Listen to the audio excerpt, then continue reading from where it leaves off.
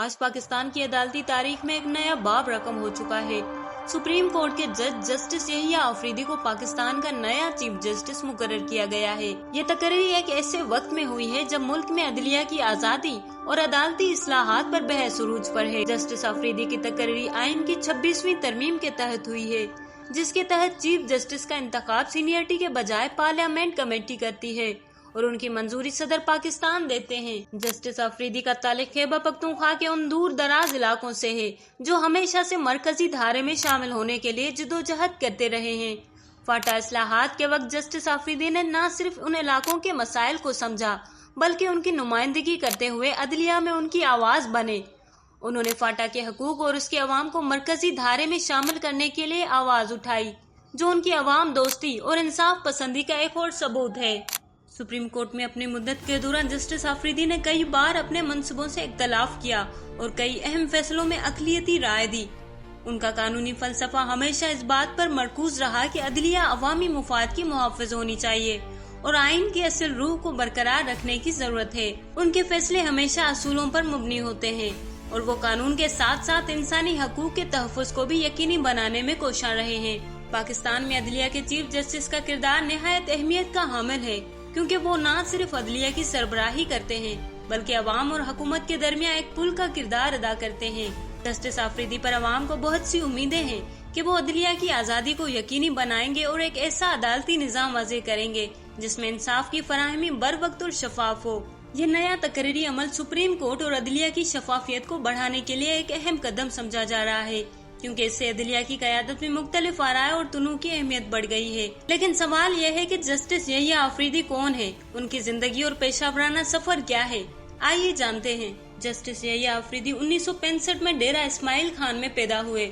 ان کے والدین نے انہیں اعلیٰ تعلیم دلانے کے لیے لاہور کے مشہور ایچیسن کالج بھیجا، جہاں سے انہوں نے اپنی ابتدائی تعلیم حاصل کی۔ اس کے بعد انہوں نے گورنمنٹ کالج لاہور سے بیچلر کی ڈگری مکمل کی، جہاں وہ ہمیشہ بہترین طلباء میں شامل رہے۔ جسٹس یحییٰ آفریدی کی تعلیمی سفر کا اہم موڑ اس وقت آیا جب انہیں کامن ویلتھ اسکالرشپ پر انگلینڈ کے معروف کیمبرج یونیورسٹی میں LLM کرنے کا موقع ملا۔ یہاں سے انہوں نے عالمی معیار کی قانونی تعلیم حاصل کی اور مختلف قانونی نظام کا گہرا مطالعہ کیا۔ پاکستان واپس آنے کے بعد انہوں نے کراچی میں اپنے قانونی کیریئر کا آغاز کیا اور وہاں کی ایک مشہور لا فرم میں کام کیا۔ کچھ عرصے بعد وہ اپنے آبائی صوبے خیبر پختونخوا چلے گئے، جہاں پشاور میں اپنی نجی پریکٹس قائم کی۔ وہ نہ صرف ایک کامیاب وکیل رہے بلکہ خیبر لا کالج میں تدریسی خدمات بھی انجام دی، جہاں انہوں نے نئے آنے والے وکلاء کی تربیت کی۔ 2010 میں انہیں پشاور ہائی کورٹ کا ایڈیشنل جج مقرر کیا گیا اور صرف 2 سال بعد انہیں مستقل جج کے عہدے پر ترقی ملی۔ 2016 میں فاٹا کے علاقے سے تعلق رکھنے والے پہلے چیف جسٹس کے طور پر وہ ایک نمایاں مقام پر پہنچے اور انہوں نے اپنی ذہانت اور قانونی بصیرت سے بہت سے اہم فیصلے کیے۔ 2018 میں جسٹس یحییٰ آفریدی کو سپریم کورٹ کا جج مقرر کیا گیا، جہاں انہوں نے کئی اہم مقدمات میں فیصلے کیے اور اختلافی نوٹس کے ذریعے اپنی منفرد سوچ کا اظہار کیا۔ جسٹس آفریدی کو قانونی معاملات کے علاوہ کھیلوں سے بھی گہرا شوق ہے۔ وہ کیمبرج یونیورسٹی کے پولو ٹیم کے کپتان رہ چکے ہیں اور آج بھی پولو ان کی زندگی کا ایک اہم حصہ ہے۔ جسٹس یحییٰ آفریدی کے خاندان کی بھی ایک مضبوط تعلیمی اور خدمت کی روایت رہی ہے۔ ان کے والدین نے ان کی تربیت میں اہم کردار ادا کیا ہے اور ان کے دادا ڈاکٹر منور آفریدی پشاور یونیورسٹی کے وائس چانسلر تھے۔ یہ وہی خاندان کی میراث ہے جس نے جسٹس آفریدی کو عدلیہ کی راہ پر گامزن کیا۔ اب جسٹس یحییٰ آفریدی پاکستان کے چیف جسٹس بن چکے ہیں۔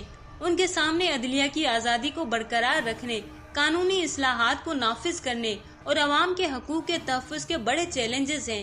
ان کی قیادت میں پاکستان کی عدلیہ کو ایک نیا رخ ملنے کی امید ہے۔